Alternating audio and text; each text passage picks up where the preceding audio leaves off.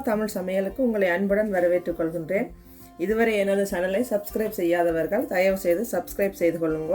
கூடவே பெல் பட்டனையும் தட்டி விடுங்க. இன்று நான் உங்களுக்காக மீண்டும் ஒரு புதிய சமையலோடு வந்திருக்கின்றேன். நான் உங்களுக்காக ஒரு பேரிச்சம்பழ கேக் கொண்டு செய்து காட்டப் போகின்றேன். இது என்னுடைய ஃப்ரெண்டும் இந்த கேக்கை செய்து காட்ட சொல்லி கேட்டவா, அவாவுக்காகவும் நேர்கள் உங்களுக்காகவும் நான் இந்த பேரிச்சம்பழ கேக்கை இன்று நான் செய்து காட்டப் போகின்றேன். பார்த்தீங்கன்னு சொன்னால் எவ்வளவு நல்ல சாஃப்டாக நல்ல அழகாக வெட்டி வச்சிருக்கிறேன். இதே மாதிரி நீங்களும் இலகுவாக இந்த பேரிச்சம்பழ கேக்கை நீங்கள் வீட்டிலேயே செய்யலாம். வாங்க வீடியோக்குள்ளே போய் இந்த பேரிச்சம்பழ கேக்குக்கு தேவையான பொருட்களும் எப்படி இந்த பேரிச்சம்பழ கேக்கை நாங்கள் இலகுவாக செய்யலாம்னு சொல்லி பார்ப்போம். வீடியோக்குள்ளே போய் இப்போ இந்த பேரிச்சம்பழ கேக்கு செய்கிறதுக்கு தேவையான பொருட்களை பார்த்தோம்னு சொன்னால், இதில் நார்மலாக நாங்கள் பட்டர் கேக்கு அடிக்கிற மாதிரி தான் 1/2 கிலோ தான் எல்லாத்துக்கும் எல்லாம் போடுறது. ஆனால் 1-2 பொருட்கள் மட்டும் வேறையாக இருக்கும். இதில் பார்த்தீங்கன்னு சொன்னால் நான் 1/2 கிலோ இந்த கேக் பட்டர் தான் போட போகிறேன். இது ரூம் டெம்பரேச்சருக்கு எளியாகவே நான் வெளியில் எடுத்து வச்சுட்டேன் ஃப்ரிட்ஜில் இருந்து. மற்றது இந்த வாசத்துக்காக நான் வெனிலா விட போகிறேன். அது நீங்கள் இந்த போத்தலை நான் நார்மலாக 1/2 கிலோ கண்டா 1/2 போத்தல் விடுவேன். இதில் இருக்கிறதுல 1/2 போத்தல் விடுவேன். அடுத்தது பார்த்தீங்கன்னு சொன்னால் இதில் நான் 375 கிராம் கேக் மா எடுத்து வச்சுருக்கிறேன். அதாவது கோதுமை மாவு ஆனால் கேக் மா. நீங்கள் நார்மல் கோதுமை மாவு அதாவது மைதா மா போட்டாலும் நீங்கள் நல்லா தான் அது இருக்கும். அப்போ 375 கிராம் மாவுக்கு இதில் 125 கிராம் வறுத்த ரவை எடுத்து வச்சுருக்கிறேன். இப்போ 125 கிராம் ரவை, 375 கிராம் கேக் மா. அப்போ ரெண்டும் கணக்கு பார்த்தா 500 கிராம் இருக்குது. அடுத்தது இதில் சீனி எடுத்து வச்சுருக்கிறேன். இது நான் இந்த லைட்டான இந்த ப்ரௌன் சுகர் தான் நான் போட போகிறேன். அப்போ இந்த சீனியை நான் பவுடர் ஆக்கி வச்சுருக்கிறேன், ஈஸியாக கரைஞ்சிருமன்னுட்டு. அடுத்தது இந்த பேரிச்சம்பழ கேக்கு இதுதான் முக்கியம்.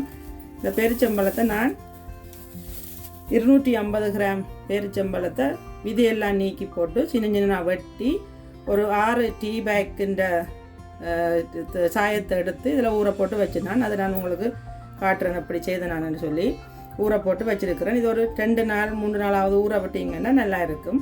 அடுத்தது அலங்காரத்துக்காக இதில் கொஞ்சமாக காய்ச்சி எடுத்து வச்சுருக்கிறேன். அடுத்தது 3 தேக்கரண்டி பேக்கிங் பவுடர் எடுத்து வச்சுருக்கிறேன். நார்மலாக நாங்கள் பட்டர் கேக்குக்கு 4 தேக்கரண்டி போடுவோம். ஆனால் இந்த பேரிச்சம்பழம் எல்லாம் போடுறபடியாக கொஞ்சம் உருந்த மாதிரி வரும். அதால் 3 தேக்கரண்டி பேக்கிங் பவுடர் போடுறேன். இங்கே இதில் 9 முட்டை எடுத்து வச்சுருக்கிறேன். இவ்வளவு தான் இந்த பேரிச்சம்பழ கேக்கு தேவையான பொருட்கள். வாங்க வீடியோக்குள்ளே போய் இதை எப்படி செய்யலாம்னு பார்ப்போம்.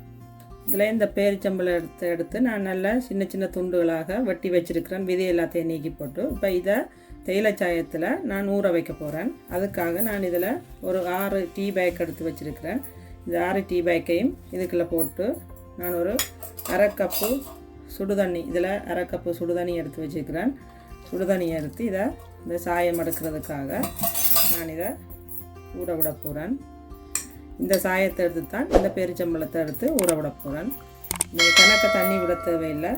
உங்களுக்கு காணாதண்டா நான் இப்போ 1/2 கப்பு விட்டுருக்கிறேன். இன்னும் ஒரு 1/4 கப்பு சுடுதண்ணி நான் விட போகிறேன். கொஞ்சமாக இருக்குது. இப்போ இதால் மொத்தமாக நான் 3/4 கப்பு தண்ணி சுடுதண்ணி விடுறேன்.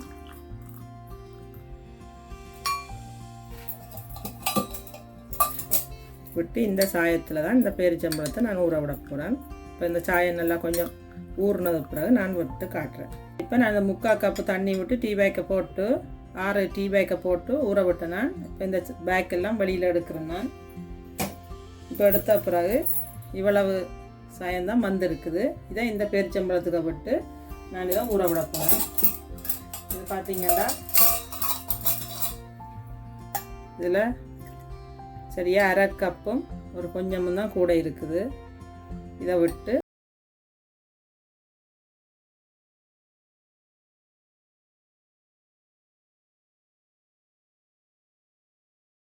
கலந்து வடிவாக இந்த பேரிச்சம்பழம் அதில் மூழ்கிற மாதிரி வடிவாக அமர்த்தி கலந்து விடுவோம். இந்த பேரிச்சம்பழம் வடிவாக மூழ்கிற மாதிரி நான் இதை இந்த சாயத்தை விட்டு எல்லாம் கலந்து விட்டுட்டேன். இப்போ இதை மூடி வைக்க போகிறேன். இதை மூடி நீங்கள் ஊற வைக்காமலுக்கு உடனே நீங்கள் கடிக்கலாம். ஆனால் நீங்கள் ஒரு 2 நாளைக்காக ஊற வச்சிங்களா இன்னும் நல்லா இருக்கும். இதை நான் இப்போ ஒரு 2 நாளைக்கு ஊற வச்சுட்டு தான் இந்த கேக்கை நான் செய்ய போகிறேன்.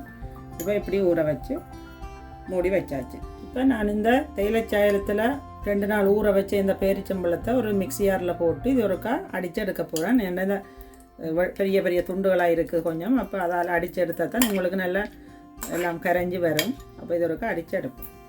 இப்போ பார்த்திங்கன்னா இதை இப்படி நான் அரைச்சி எடுத்துட்டேன். இனி நாங்கள் கேக் அடிக்கிறதுக்கு ஸ்டார்ட் பண்ணுவோம். கேக் அடிக்க தொடங்குறதுக்கு முதல்ல இந்த பட்டரை எடுத்து நான் இந்த பேசனில் போட போகிறேன். கூடவே இந்த பவுடர் ஆக்கி வச்சுருக்கிற சுகரையும் இதுக்குள்ளே போடுறேன். இது நீங்கள் இந்த நான் லைட்டான ப்ரௌன் சுகர் போட்டுனா நீங்கள் ப்ரௌன் சுகர் தான் போடணும் வேண்டியில்லை, நீங்கள் வெள்ளை சுகரும் போடலாம், உங்களை விரும்பினதுக்கு நீங்கள் போட்டு செய்யலாம். இப்போ நாங்கள் இந்த பட்டரையும் சுகரையும் ஒருக்கா நல்லா அடிப்போம். பார்த்திங்கன்னா இந்த சீனியையும் பட்டரையும் போட்டு ஒரு 5 நிமிஷம் நான் அடிச்சிட்டேன். இப்போ நான் 2 முட்டையாக போட்டு அடிக்க போகிறேன். முட்டையை எப்பவும் நேரடியாக இதுக்குள்ளே போடாமலுக்கு வேறு ஒரு பாத்திரத்தில் உடைச்சி பார்த்து அது நல்ல முட்டை ஒன்று பாத்திரத்தை நீங்கள் கேக்குக்குள்ளே நேராக போடணும். இப்போ நான் உடைச்சி பார்த்து இதுக்கு போட போகிறேன். இப்போ இது நல்ல முட்டை ஒன்று போட்டுட்டேன். இப்போ இன்னொரு முட்டை போட போகிறேன்.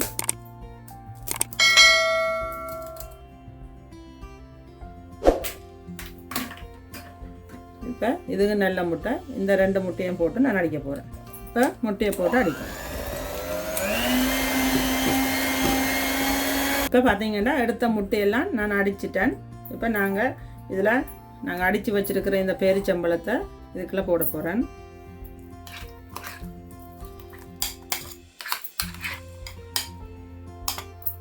கூடவே இதில் வறுத்து வச்சுருக்கிற இந்த ரவையையும் நான் இதுக்கு போடுறேன்.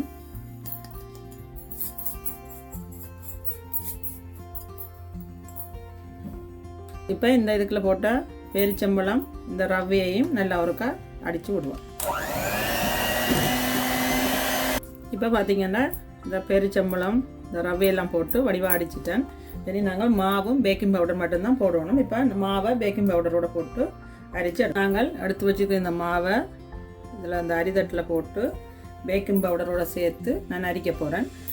நான் இங்கே இந்த கேக் அடிக்கிற மாவை பாவிச்சிருக்கிறேன். நீங்கள் கேக் அடிக்கிற மா இல்லாத ஆக்கள் இந்த பிளேன் ஃப்ளவரை போட்டு 4 தேக்கரண்டி பேக்கிங் பவுடர் போட்டிங்களா கணக்காக இருக்கும். நான் பேக்கிங் பவுடரையும் மாவையும் அரித்து எடுத்துட்டேன். இப்போ நாங்கள் அடித்து வச்சுருக்கிற இந்த மிக்சருக்குள்ள இந்த மாவை போட்டு நான் அகப்பியால் தான் கலந்து விட போகிறேன். இனி நான் பீட்டரால் அடிக்க போகிறதில்ல. இப்போ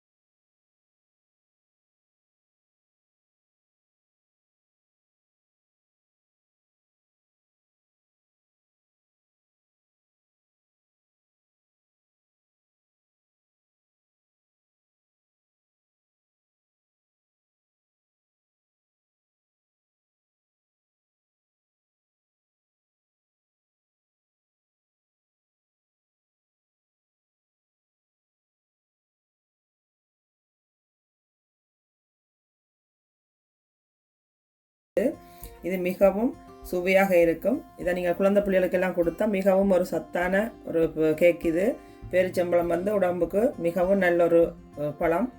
இது வந்து மற்றது நாங்கள் இதில் வெள்ளை சுகர் ஒன்றுமே போட இல்லை, ப்ரௌன் சுகர் தான் போட்டிருக்கிறோம், பேரிச்சம்பழம் போட்டிருக்கிறோம். மற்றது நிறைய முழுக்க மாவும் போட இல்லை, ரவை போட்டு அடிச்சிருக்கிறோம். இது உடம்புக்கு மிகவும் ஒரு நல்ல ஒரு கேக்கு. எந்த சின்ன பிள்ளைகளும் விரும்பி சாப்பிடுவார்கள். நீங்களும் இதை உங்களோட வீடுகளில் செய்து சாப்பிட்டு பாருங்க. எப்படி இருக்குன்னு சொல்லி மறக்காமல் கமெண்ட்ஸ் பண்ணுங்க. இந்த வீடியோ பிடிச்சிருந்தா லைக் பண்ணுங்க, உங்களுடைய ஃப்ரெண்ட்ஸ் ஆக்களோட ஷேர் பண்ணுங்க. இதுவரை எனது சேனலை சப்ஸ்கிரைப் செய்யாதாக்கள் சப்ஸ்கிரைப் செய்து கொள்ளுங்க. மீண்டும் இன்னும் ஒரு புதிய சமையலுடன் உங்களை சந்திக்கும் வரை நான் உங்கள் எனவா.